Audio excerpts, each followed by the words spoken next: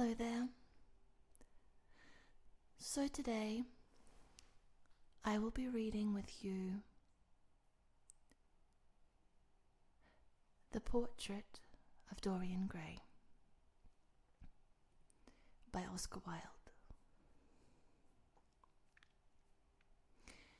My mistake, it's actually the picture of Dorian Gray, not the portrait. Chapter 1.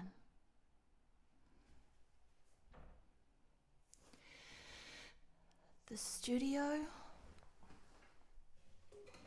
was filled with the rich odor of roses, and when the light summer wind stirred amidst the trees of the garden, there came through the open door the heavy scent of the lilac, or the more delicate perfume of the pink flowering thorn.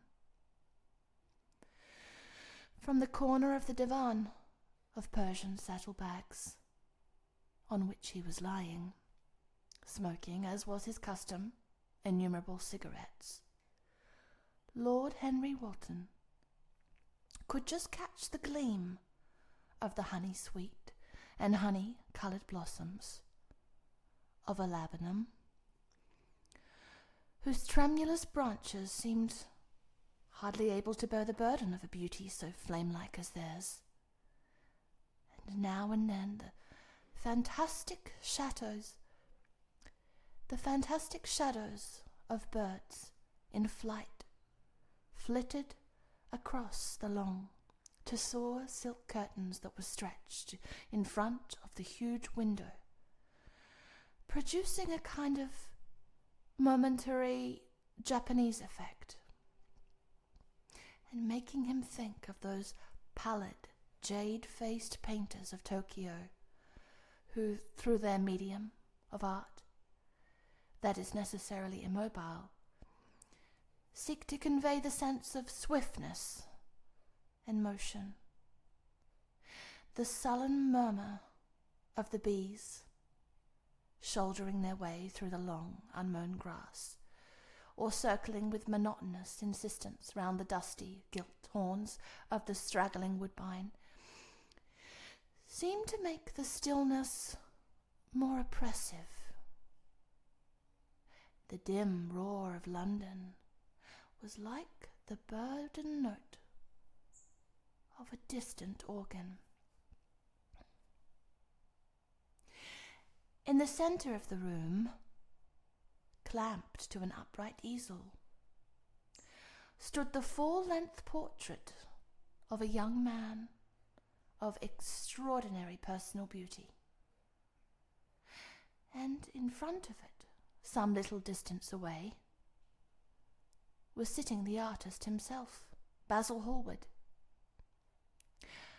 whose sudden disappearance some years ago caused at the time such public excitement and gave rise to so many strange conjectures.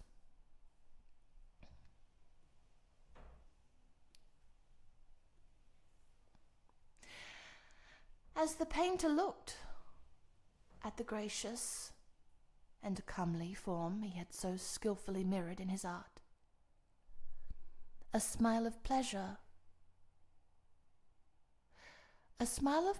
passed across his face and seemed about to linger there. But he suddenly started up and, closing his eyes, placed his fingers upon the lids, as though he sought to imprison within his brain some curious dream from which he feared he might wake. "It's your best work, Basil. The best thing you've ever done," said Lord Henry languidly. "You must certainly send it next year to the Grosvenor. The Academy is too large and too vulgar.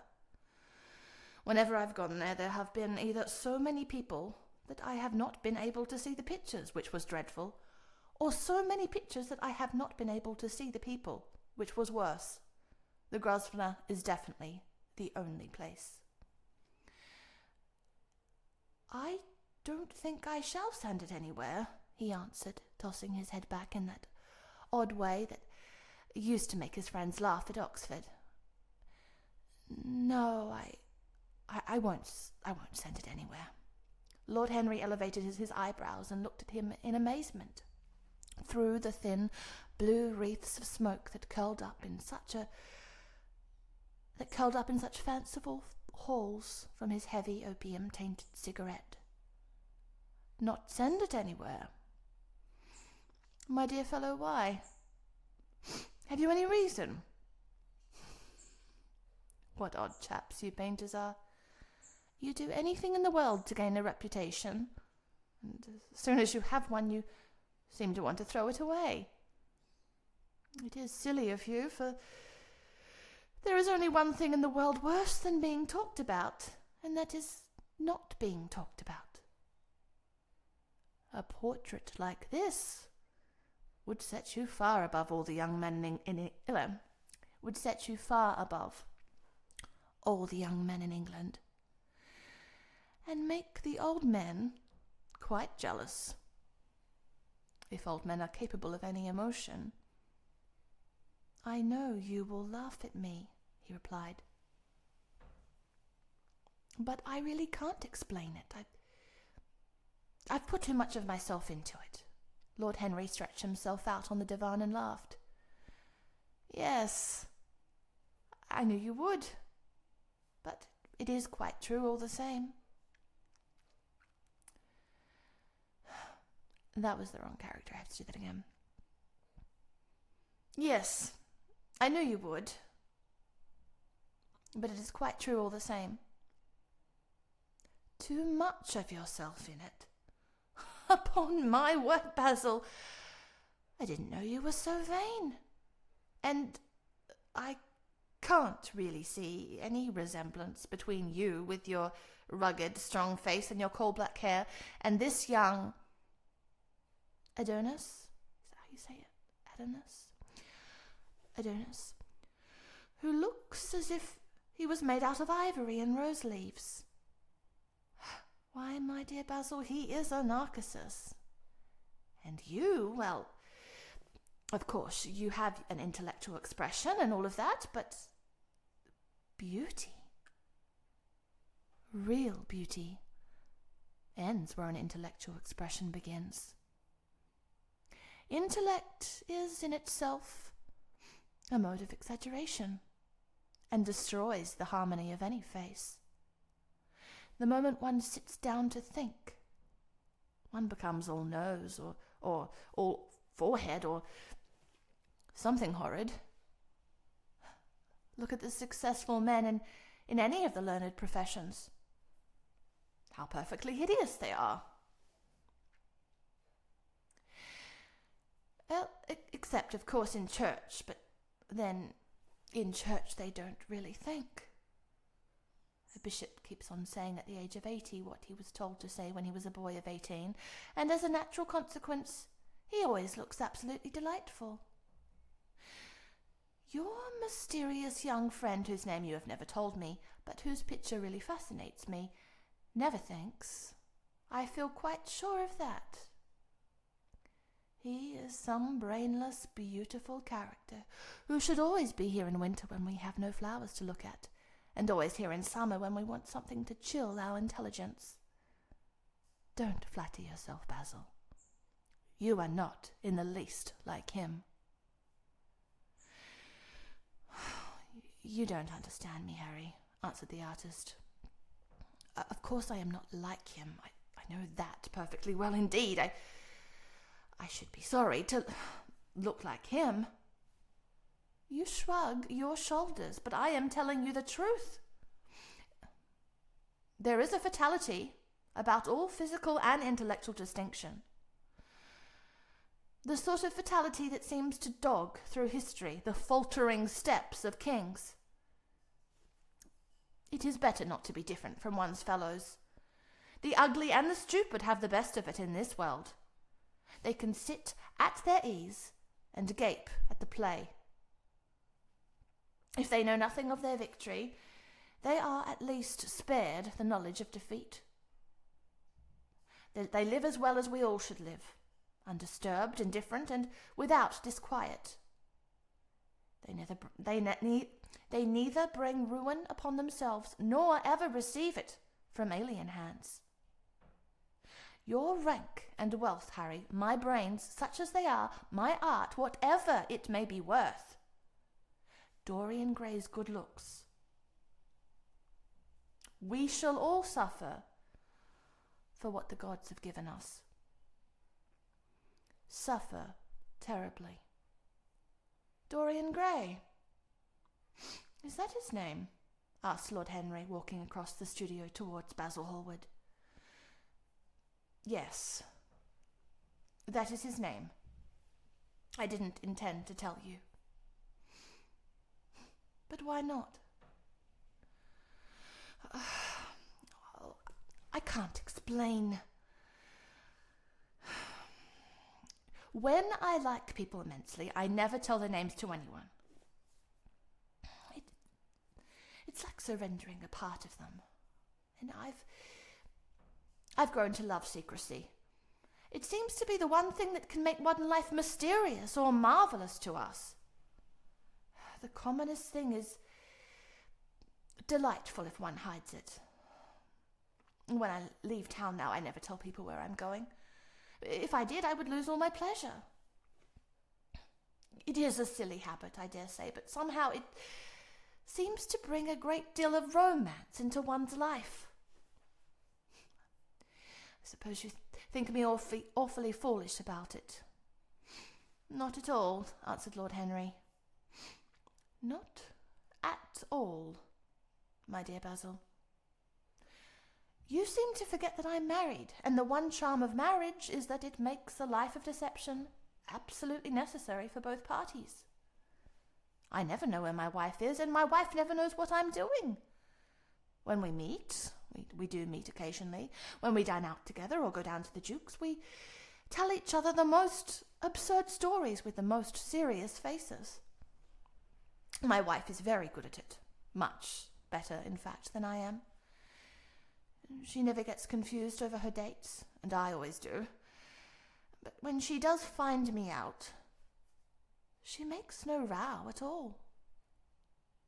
I sometimes wish she would, but she merely laughs at me. I hate the way you talk about your married life, Harry, said Basil Hallward, strolling towards the door that led into the garden. I believe that you really are a very good husband, but that you are thoroughly ashamed of your own virtues. You are an extraordinary fellow. You never say a moral thing, and you never do a wrong thing. Your cynicism is simply a pose. Being natural is simply a pose. And the most irritating pose I know, cried Lord Henry. And the two young men went out into the garden together and ensconced themselves on a long bamboo seat that stood in the shade of a tall laurel bush. The sunlight slipped over the polished leaves. In the grass, white daisies were tremulous. After a pause, Lord Henry pulled out his watch. I'm afraid I must be going, Basil, he murmured. And before I go, I insist on your answering a question I put to you some time ago. What is that? Said the painter, keeping his eyes fixed on the ground. You know quite well. I do not, Harry. Well, I will tell you what it is. I want you to explain to me why you won't exhibit Dorian Gray's picture. I want the real reason. I told you the real reason. No, you did not. You said it was because there was too much of yourself in it. Now that is childish. Harry, said Basil Hallward, looking him straight in the face, every portrait that is painted with feeling is a portrait of the artist, not of the sitter. The sitter is merely the accident. the occasion. It is not he who is revealed by the painter. It is rather the painter who, on the coloured canvas, reveals himself. The real reason I will not exhibit this picture is that I am afraid that I have shown in it the secret of my own soul. Lord Henry laughed. And what is that? He asked. I will tell you, said Hallward, but with an expression of perplexity came over his face.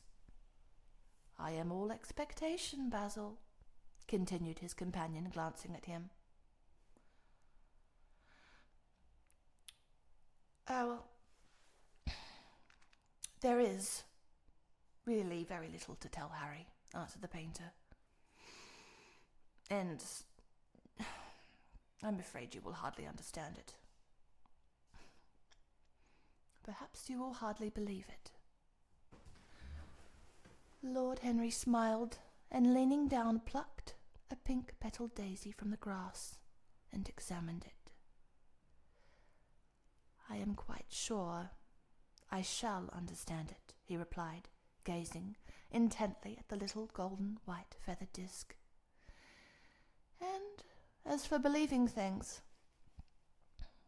I can believe anything, provided that it is quite incredible. The wind shook some blossoms from the trees, and the heavy lilac blooms with their clustering stars moved to and fro in the languid air. A grasshopper began to chirp by the wall, and a blue thread, a long thin dragonfly, floated past on its brown gauze wings.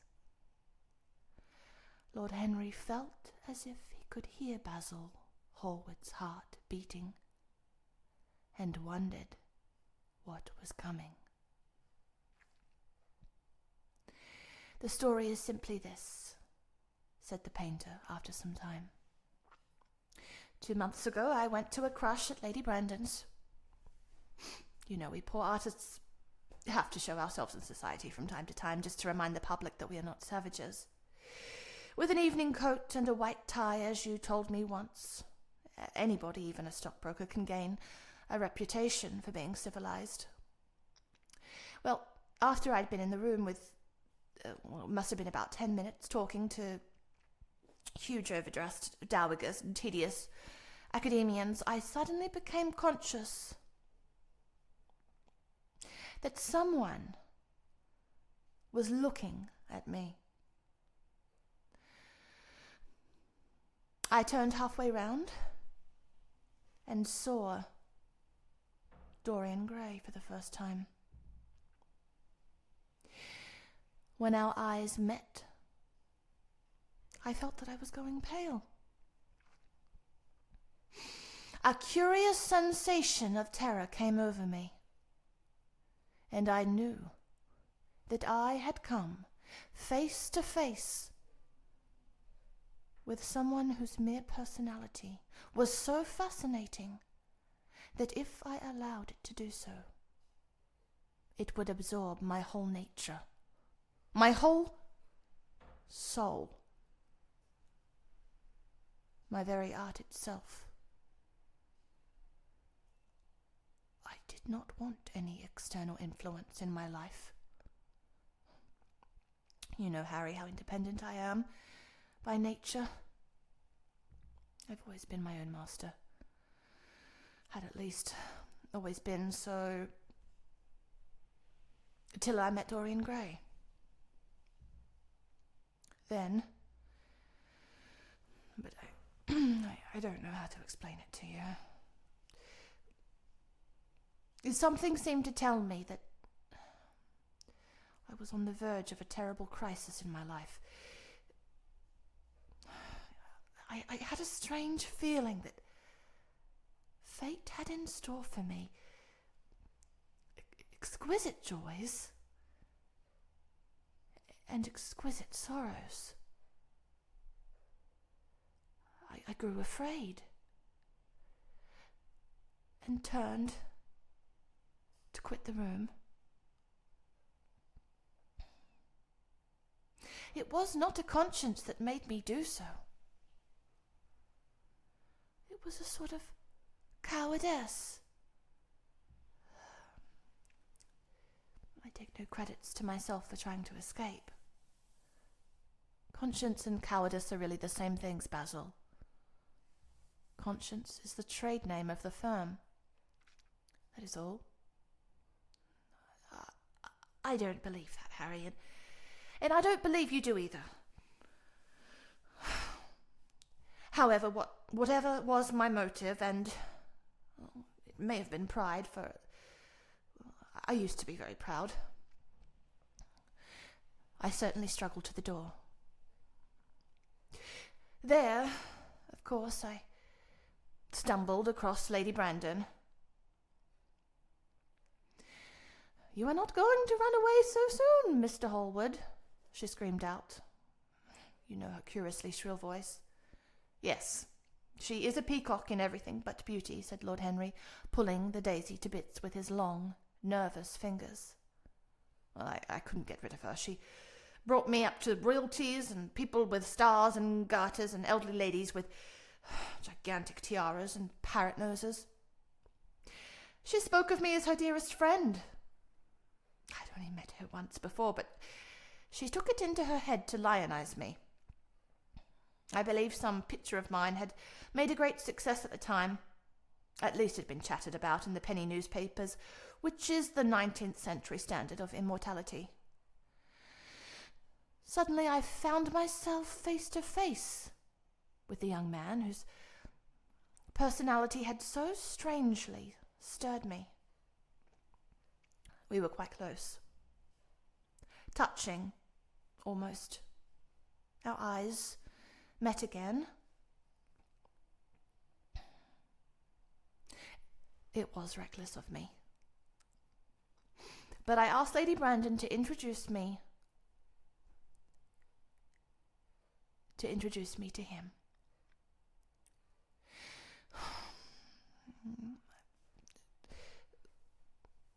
Perhaps it wasn't reckless after all. It was simply inevitable.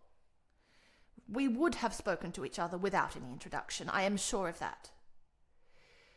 Dorian told me afterwards he, too, felt that we were destined to know each other. "And how did Lady Brandon describe this wonderful young man?" asked his companion. "I know she goes in for giving a rapid description of all her guests." "I remember her bringing me up to a truculent and red-faced old gentleman covered all over with orders and ribbons, and hissing into my ear in a tragic whisper, which must have been perfectly audible to everybody in the room, the most astounding details. I simply fled. I like to find out people for myself. But Lady Brandon treats her guests exactly as an auctioneer treats his goods. She either explains them entirely away or tells one everything about them, except what one wants to know. Excuse me just a second.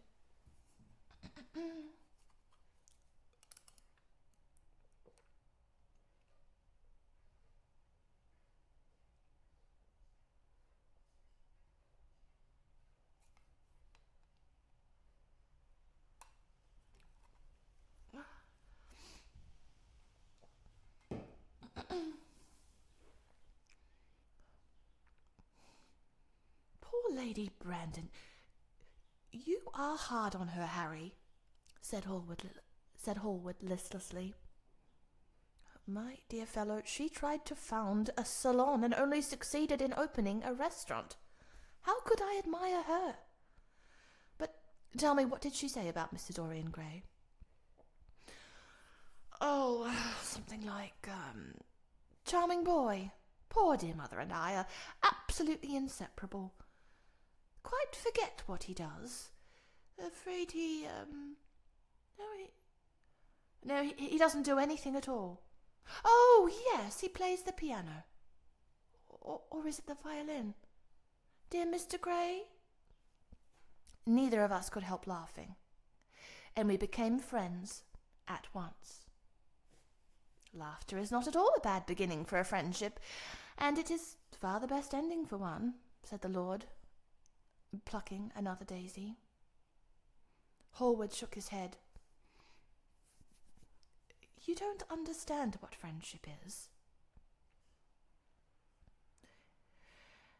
You don't understand what friendship is, Harry, he murmured. Or what enmity is, for that matter. You like everyone. That is to say, you are indifferent to everyone. How horribly unjust of you, cried Lord Henry, tilting his hat back and looking up at the little clouds that, like ravelled skeins of glossy white silk, were drifting across the hollowed turquoise of the summer sky. Yes, horribly unjust of you. I make a great difference between people. I choose my friends for their good looks, my acquaintances for their good characters, and my enemies for their good intellects. A man cannot be too careful in the choice of his enemies. I have not got one who is a fool. They are all men of some intellectual power, and consequently they all appreciate me. Is that very vain of me? I think it is rather vain. I should think it was, Harry, but according to your category, I must merely be an acquaintance.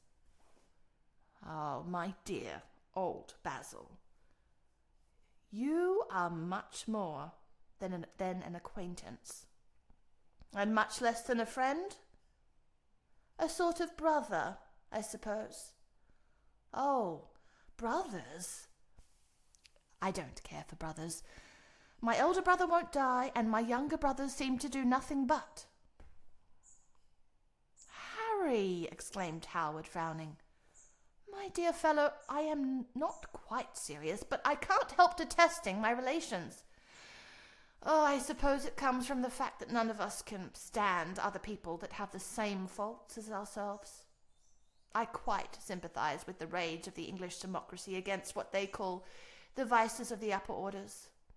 The masses feel that drunkenness, stupidity, and immorality should be their own special property, and that if any one of us makes an ass of himself, he is poaching on their preserves. When poor Sharwick got into the divorce court, their indignation was quite magnificent, and yet I don't suppose that 10% of the proletariat, I don't know how to say that word, proletariat, live correctly. I don't agree with a single word that you've said. And what is more, Harry, I feel that you don't either. Lord Henry stroked his pointed brown beard and tapped the toe of his patent leather boot with a tasselled ebony cane. How English you are, Basil. That is the second time you have made that observation. If one puts forward an idea to a true Englishman, always a rash thing to do, he never dreams of considering whether the idea is right or wrong. The only thing he considers of any importance is whether one believes it oneself. Now, the value of an idea has nothing whatsoever to do with the sincerity of the man who expresses it. Indeed, the probabilities are that the more sincere the man is, the more purely intellectual will the idea be. As in the case, it will not be coloured by either his wants, his desires, or his prejudices. However, I don't propose to discuss politics, sociology, or metaphysics with you. I like persons better than principles, and I like persons with no principles better than anything else in the world. So tell me more about Mr. Dorian Gray. How often do you see him? Every day? I couldn't be happy if I didn't see him every day. He is absolutely necessary to me. How extraordinary. I thought you would never care for anything but your art. He is all my art to me now, said the painter gravely. I sometimes think, Harry, that there are only two eras of any importance in the world's history. The first is the appearance of a new medium for art, and the second is the appearance of a new personality for art also. What the invention of oil painting was to the Venetians, the face of Antinous, was to the late great sculpture, and the face of Dorian Gray will someday be to me. It is not merely that I paint from him, draw from him, sketch from him. Of course, I have done all that, but he is much more to me than a model or a sitter. I won't tell you that I am dissatisfied with what I have done of him, or that his beauty is such that art cannot express it. There is nothing that art cannot express, and I know that the work I've done since I met Dorian Gray is good. It's good work. The best work of my life, but in some curious way, I wonder will you understand me, his personality has suggested to me an entirely new manner in art, an entirely new mode of style. I see things differently. I think of them differently.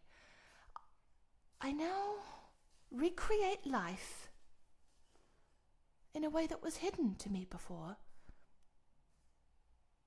A dream of form in days of thought. Who is it who says that? I forget, but it is what Dorian Gray has been to me, the merely visible presence of this lad. For he seems to me little more than a lad, though he really is over 20. His merely visible presence. I wonder, can you realize all that means? Unconsciously he defines for me the lines of a fresh school, a school that is to have in it all the passion of the romantic spirit, and all the perfection of the spirit that is Greek, the harmony of soul and body. How much that is. We, in our madness, have separated the two and have invented a realism that is vulgar, an ideality that is void. Harry, if you only knew what Dorian Gray is to me. You remember that landscape of mine, for which Agnew offered me such a huge price, but which I would not part with. It is one of the best things I have ever done. And why is it so? Because while I was painting it, Dorian Gray sat beside me. Some subtle influence passed from him to me, and for the first time in my life I saw in plain woodland the wonder I had always looked for and always missed.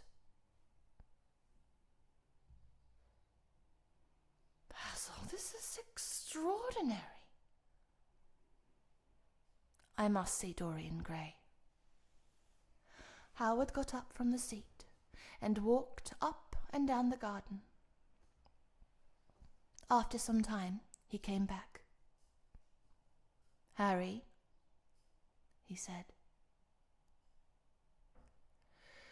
"Dorian Gray is to me simply a motive in art. You might not see anything in him, but I see everything. He is never more present in my work than when no image of him is there. He is a suggestion, and, as I have said, of a new manner. I find him in the curves of certain lines, in the loveliness and subtleties of certain colours. That is all." "Then why won't you exhibit his portrait?" asked Lord Henry. "Because, without intending it,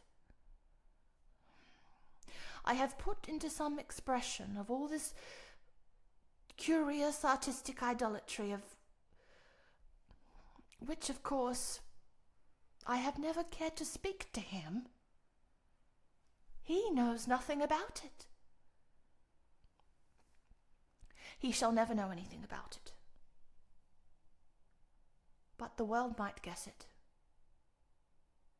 And I will not bare my soul to their shallow prying eyes. My heart shall never be put under their microscope. There is too much of myself in the thing, Harry. Too much of myself. Oh, poets are not so scrupulous as you are. They know how useful passion is for publication.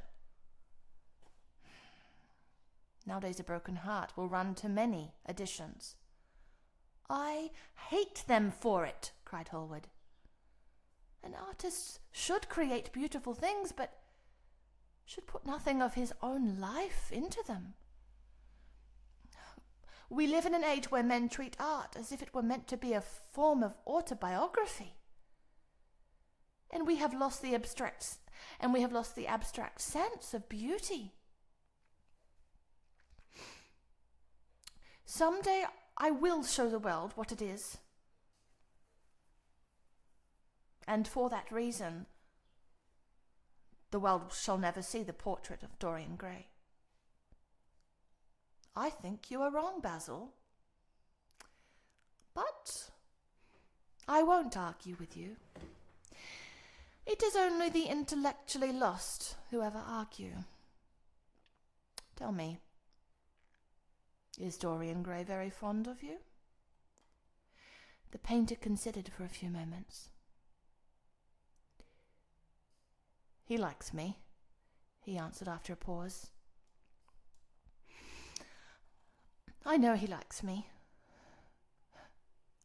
Of course, I flatter him dreadfully. I find a strange pleasure in saying things to him that I know I shall be sorry for having said, and as a rule, he is charming to me, and we sit in the studio and we talk of 1,000 things. Now and then, however, he is horribly thoughtless and seems to take a real delight in giving me pain. And then I feel, Harry, that I've given away my whole soul to someone who treats me as if it were a flower to put in his coat, a bit of decoration to charm his vanity, an ornament for a summer's day." "Days in summer, Basil, are apt to linger," murmured Lord Henry. "Perhaps you will tie sooner than he will." "It is a sad thing to think of, but there is no doubt that genius lasts longer than beauty.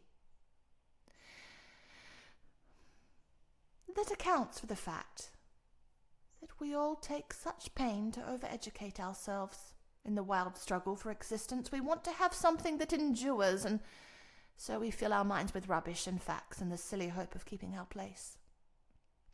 The thoroughly well-informed man that is the modern ideal, and the mind of the thoroughly well-informed man is a dreadful thing.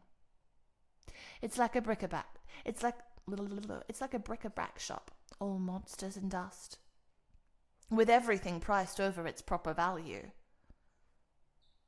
I think you will tire first all the same.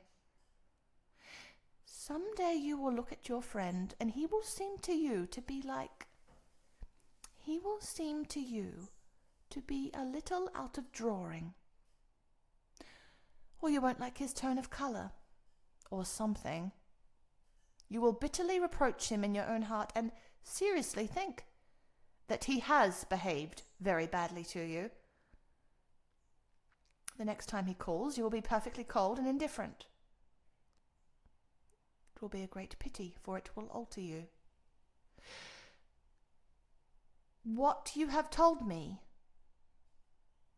is quite a romance. A romance of art, one might call it.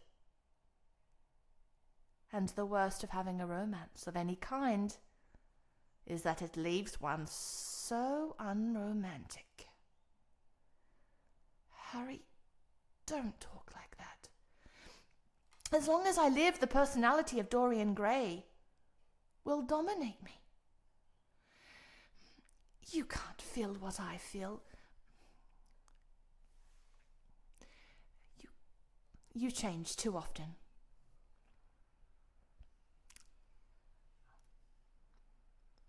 My dear Basil, that is exactly why I can feel.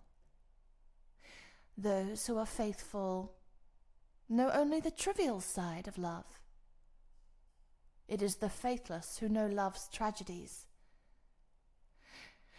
And Lord Henry struck a light on a dainty silver case, and began to smoke a cigarette with a self-conscious and satisfied air, as if he had summed up the world in a phrase.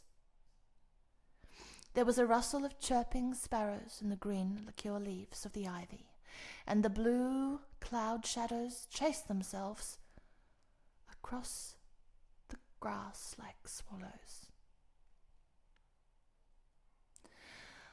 How pleasant it was in the garden, and how delightful other people's emotions were, much more delightful than their ideas, it seemed to him. One's own soul and the passions of one's friends. Those were the fascinating things in life. He pictured to himself with silent amusement the tedious luncheon that he had missed by staying so long with Basil Hallward. Had he gone to his aunt's, he would have been sure to have met Lord Goodbody there, and the whole conversation would have been about the feeding of the poor and the necessity for model lodging houses. Each class would have preached the importance of those virtues for whose exercise there was no necessity in their own lives.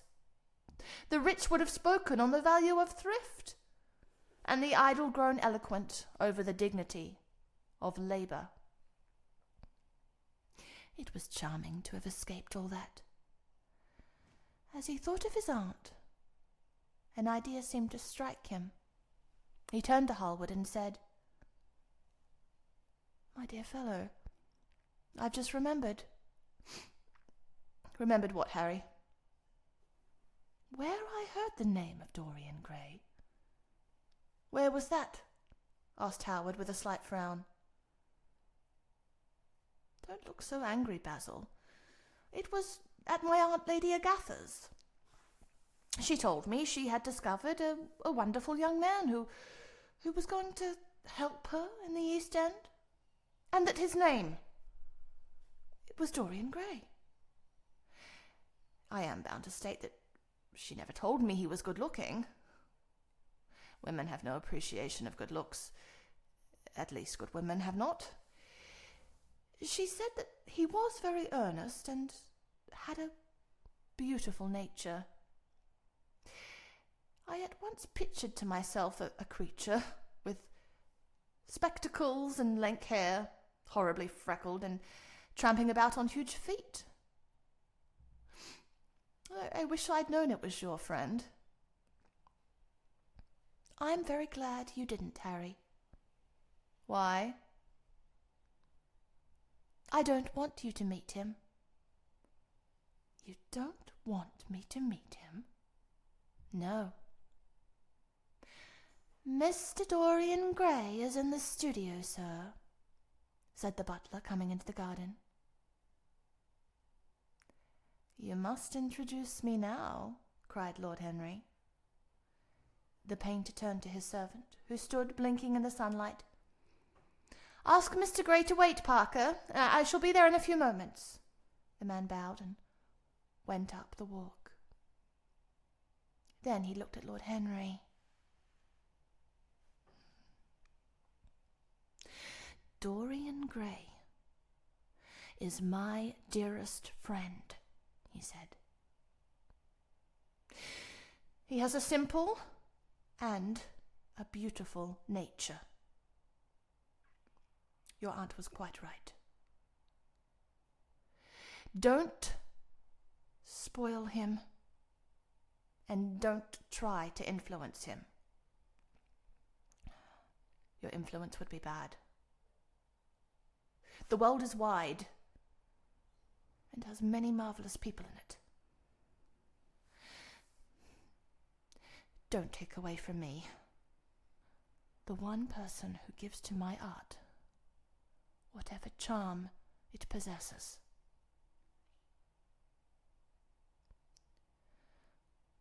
My life as an artist depends on it. Mind, Harry, I trust you. The words seemed wrung out of him, almost against his will. What nonsense you talk, said Lord Henry, smiling, and taking Howard by the arm, he almost led him into the house.